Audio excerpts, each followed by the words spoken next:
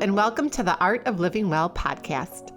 I'm Stephanie Mae Potter, and I'm here with my co-host, Marnie Dotches-Marmette. We created the Art of Living Well podcast to empower you to live your happiest, healthiest, and most authentic life.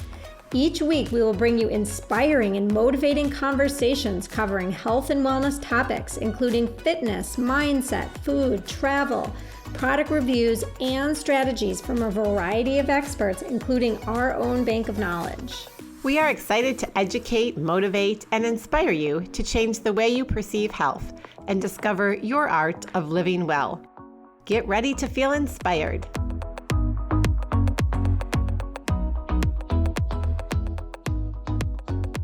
Hello, and welcome to episode number 1 of the Art of Living Well podcast. Stephanie and I are beyond excited that we are finally dropping our first episode of our podcast today after months of preparation.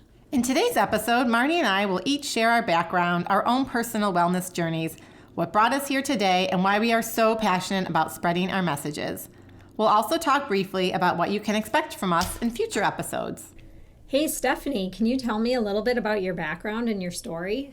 Well, Marnie, I am a recovering CPA, that's certified public accountant for anyone out there who is not familiar with the acronym. I'm also a recovering sugar and caffeine addict turned holistic health and wellness coach.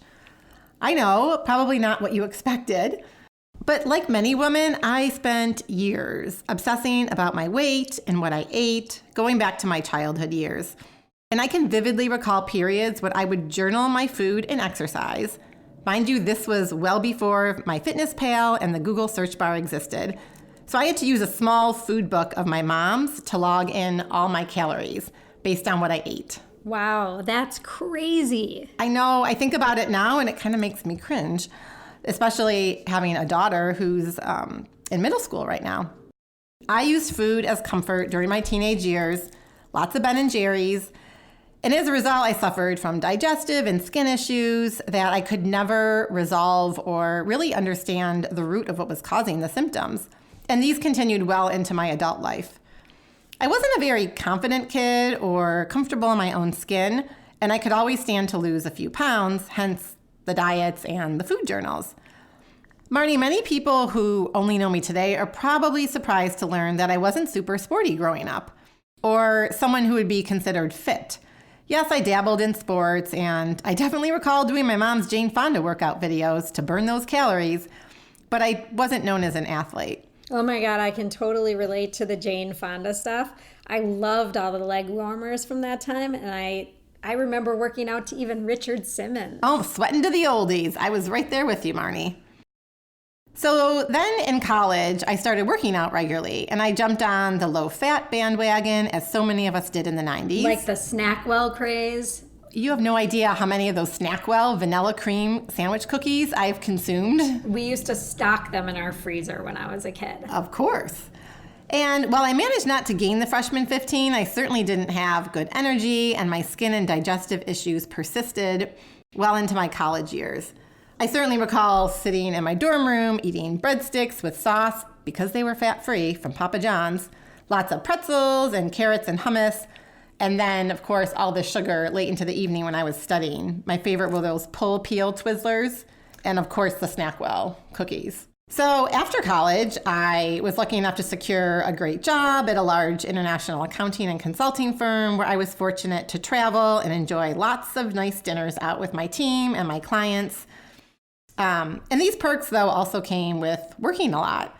We worked a lot of late nights, which meant eating fast food type dinners with my team over my computer. We also worked lots of weekends, and overall, I led a pretty sedentary and unhealthy lifestyle. As much as I tried to eat healthy and exercise, and I was considered someone who was that healthy eater, with quotes, I now recognize that I was developing habits that were anything but, often jumping on the latest health food bandwagon. I used food, caffeine, sugar, and alcohol as a means to manage high stress levels from work, which only increased my anxiety. I often skipped workouts from lack of sleep. I can't tell you how many times I just hit the snooze button for about a half hour, 45 minutes, until it was way too late to go to the gym before work. And given the demands of my job, I was often working late into the evening, so going and working out afterwards wasn't an option. My dissatisfaction and, quite frankly, obsession with my weight greatly hindered my self-confidence well into my 30s. So then fast forward to 2005, my husband and I had our first child, and I started becoming more aware of eating whole foods and organic. That said, I still bought baked Doritos and Cheetos thinking I was eating healthy. My favorite guilty pleasure was eating fat-free Cool Whip mixed with Skippy peanut butter and then dipped with graham crackers. You're actually not the first person I know that has done that. Are you kidding me? No, I have a friend who is obsessed with dipping things into fat-free Cool Whip. So I kind of laughed when I saw that. I mean, I used to buy the big tubs, and So did sometimes she. I would go through them within a week, and it was just me eating it. My husband did not partake in this weird habit of mine. Yep. So in late 2010, after we had our third child, my husband and I moved from Chicago to Minneapolis with our then 5-year-old son, our 2.5-year-old daughter, and a 4-month-old baby boy. 2 weeks after moving to this new city, where we had no family or friends, I started a new job at my existing firm and launched right into the holiday season. And let's just say these major life events within a very short period of time was a perfect storm for someone who's already a bit high-strung and carries anxiety. And so while my intuition told me that Minneapolis was a wonderful city for our family, it was a challenging couple of years for me as I worked through my stress, anxiety, job satisfaction, all while trying to make friends and raise a family in our new home. So it was in 2012 that I was introduced to Warren King at my gym, and he is an acupuncturist and Chinese medicine healer who taught me about the role that food, supplements, and homeopathic remedies have in healing the body. Warren helped me through a very difficult period and revealed my confidence that I would come out stronger in the end. So soon after seeing Warren, I found I was able to wean off my anti-anxiety medicine that I started after my move. Which is amazing. Yes. I was able to calm the eczema issues that had persisted for over 2 decades by healing my gut. Warren also encouraged me to pursue a career in an area that I was passionate about so that I could help others and live my life to its fullest. I also really was able to uncover and find that inner peace that I was always longing for and knew I wanted but didn't know how to achieve. Mm-hmm. So finally, in 2014, at the age of 40, I quit my corporate job. Yay! Yes, after almost 18 years, and started pursuing my career as a health coach and really uncovered my lifelong passion that had always been inside me, just trying to find a way out. I studied to become a health coach through the Institute for Integrative Nutrition, which was honestly a life-changing experience for me as I dove into the role that food and lifestyle and mindset play in everyone's health, including my own. My passion to continue learning in this field has resulted in me taking hormone health courses. I recently completed level 1 of the Integrative Health Practitioner program through Stephen Cabral and are on my way to completing part 2. My journey to health and happiness is one that has evolved over the past 30 years. I certainly didn't start eating the way I do today overnight, and I've approached my own journey with an open mind and have experimented with dozens of treatments, approaches, food, supplements, exercise, and lifestyle hacks that we'll share with you in the coming weeks and months. And for the record, I have by no means addressed all of my health issues. Until this day, I'm very much a work in process. As we all are. So Marnie, why don't you tell me a little bit about your background? So I grew up in Minneapolis, Minnesota, and I was raised in what I thought was considered a pretty health-conscious home. We were all about fitness in my house. My mom was a TV aerobics instructor in the 80s, and I went to a ton of her classes. It was actually called Firm Up with Elaine. That's awesome, by the way. I mean, I think that is so cool. I didn't even know that about you. Yeah, it was really funny. Kids in middle school actually used to make fun of me in a fun way because she was on TV. Yeah. Anyway, I've always been an athlete throughout my school years. I was a gymnast, a runner, a skier, and a dancer. And I thought my early years really looked like the picture of health. Exercise and sports, absolutely. But healthy food and mindset, not so much. I was a total chocolate addict, and I very much bought into the fat-free era, as I mentioned before, with the SnackWells and every other fat-free product that came on the market I thought was amazing. So what was your favorite childhood sweet or candy growing up? I wasn't a huge candy person per se, but I loved chocolate chip cookies and more cakes and cookies. Yeah. But if it said fat-free on it, I thought it was healthy for me. Before I became a holistic health coach and integrative health practitioner, I was and still consider myself an entrepreneur. I went to UW-Madison. I got a BA in journalism, and right out of college, I landed a tempting, high-paying corporate job, right out of school. And I started the job, and I quickly realized it wasn't for me. It didn't nurture my independence, my creative thinking, and I just really couldn't find my place in what felt like kind of like a cold corporate world. Which is so good for you to realize that so quickly, though. That's awesome. Yes, I realized it very quickly, and with the encouragement of my dad, who really kind of guided me through that time. He encouraged me to leave the job and figure out what I wanted to do. And I've always been pretty good at listening to my gut feeling, and it was really telling me to carve out my own path. So eventually, after a few different jobs, a couple of different self-started businesses, I set up and still run my own company called Chili Bean Promotions, which I've spent the last 17 years doing. It's a promotional products company. And it's been a pretty rewarding and satisfying business in many ways. But in the last, few years, something didn't feel right to me.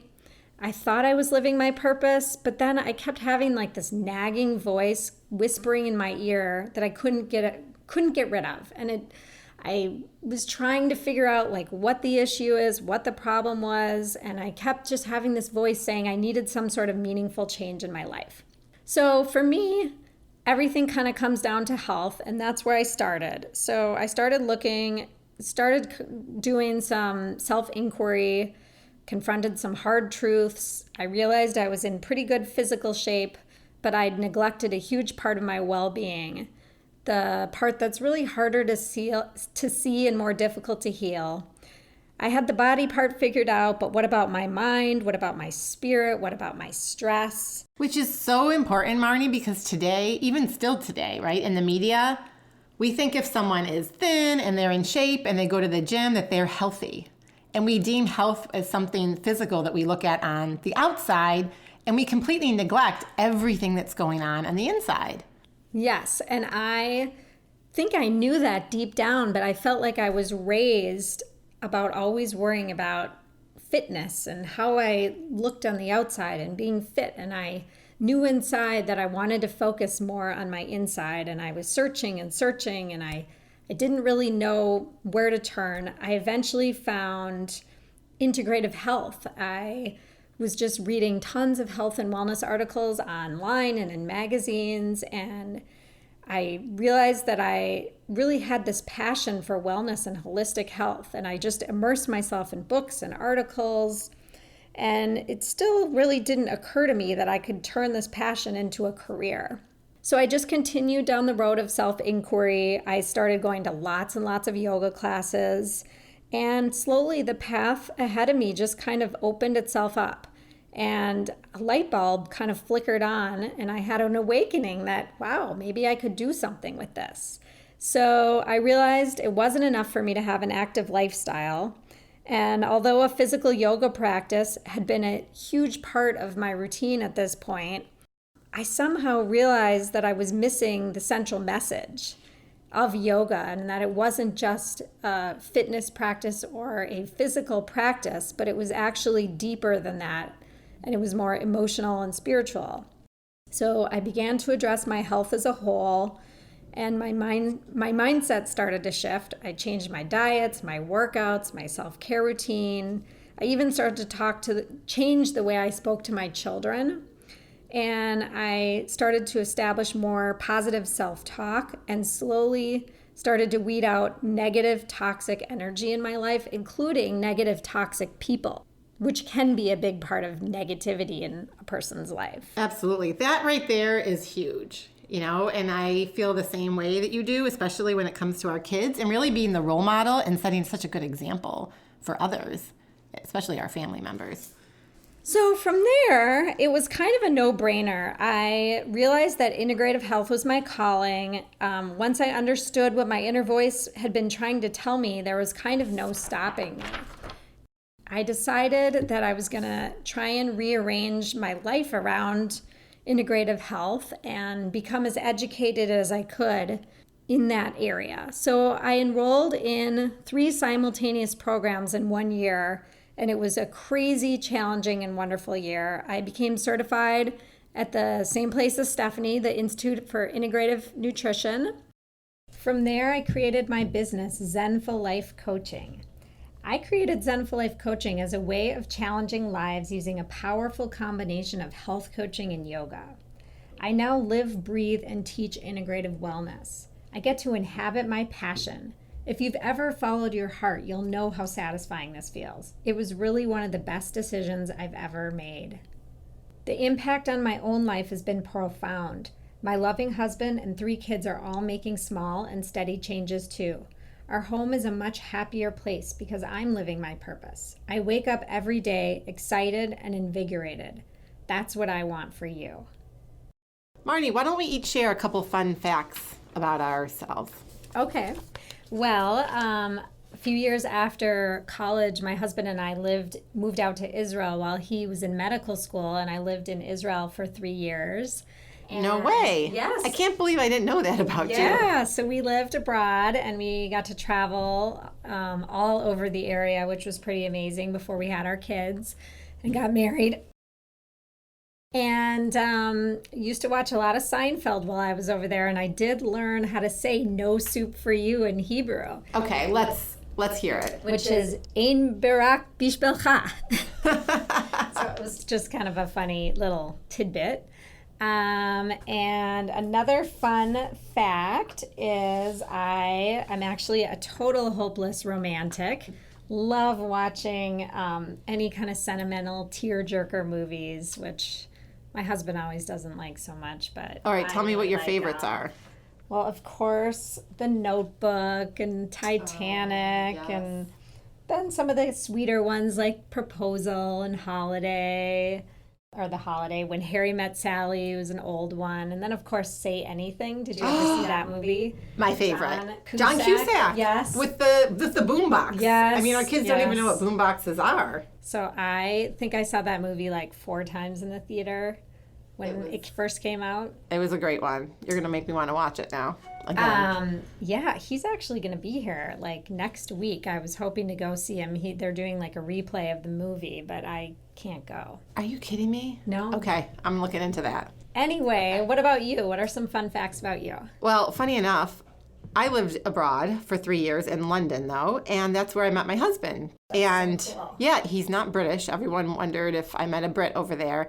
We met at work. We were both working for the same company. We actually met the very first day that I started working. We were all out to lunch. He was sitting across from me, and he had just moved over there a couple weeks earlier. And the funny thing is actually that someone that I know and worked with back in the States before I moved had met my husband at a training just a few months before I relocated. And she had shown me a picture, and she's like, there's this great guy. He's moving to London from Chicago, and you should date him. And funny enough, that's who it ended up being. So it was very serendipitous. And we had a great dating life, traveling to lots of different cities in Europe. So that was fun. We'll have to compare notes at some point. Absolutely. Absolutely. And that was pre-kids also. And then another fun fact is that I'd been skydiving, something I also did before kids. Which is so amazing. I'm dying to try that. I mean, it was awesome. The thrill of jumping out of the airplane when you're tandem and you don't have that parachute hasn't gone up yet is pretty cool. And so where did you do that? It was in Ohio. Which is where I lived before I moved to London, just in the middle of like an Amish country farmland. And I would love to do it again. And I'm kind of waiting to see if one of my kids wants to do it when they're older, and we'll plan a fun outing somewhere. And they have to be 18, right, to do it? Is that right? So. I think so too. Yeah. Awesome. Stephanie and I have spent years experimenting with our own health issues along with helping hundreds of clients, and we're so excited to be able to share this information with all of you to inspire each of you to discover your art of living well. In each of our episodes, you will walk away with a tangible tip and challenge to implement immediately into your life. You'll be inspired by dynamic experts in a variety of health and wellness areas to help you uncover your art of living well. We'll also address the latest health and wellness trend in the media, and of course, would love your input on what topics you'd love to learn more about as well. Thank you so much for listening to the Art of Living Well podcast. We are so grateful that you joined us today. If you enjoyed this episode, please share it with a friend or anyone else you think may benefit from this information. We'd love for you to subscribe to our podcast, leave us a review, and tag the Art of Living Well podcast on social media. If you want more inspiration in between episodes, you can find us on social media at theartofliving_well on Instagram and Facebook, where we will share snippets from our daily lives and our journey to living well.